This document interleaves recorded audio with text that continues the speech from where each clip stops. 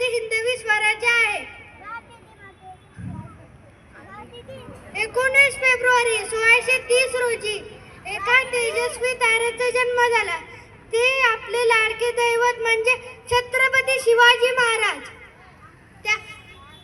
त्यांच्या वडिलांचे नाव शहाजीराजे व आईचे नाव जिजामाता. आई जिजाऊ शिवरायांना रामकृष्ण यांच्या गोष्टी सांगत व जिजाऊंच्या संस्कारांनी ते घडत होते. त्याचबरोबर तलवारबाजी, घोडस्वारी हेही शिकत होते. शिवरायांनी त्यांच्या सोबत मावळे घेऊन ते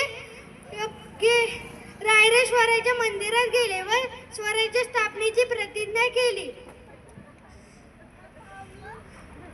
कोण होते ते मावळे? मावळ प्रांतातले राहणारे ते मावळे.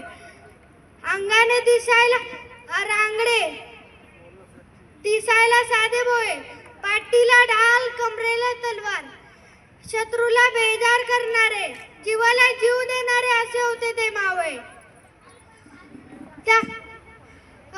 शिवरायांनी प्रतापगडाची निवड केली आणि त्यांनी प्रतापगड जिंकला. निजामशाही आदिलशाही या सत्तांशी लढा देत व त्यांना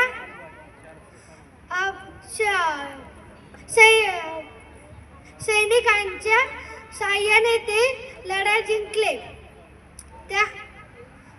त्याचबरोबर मी ते शेवट बोलतो की जय जिजाऊ जय शिवराय. धन्यवाद.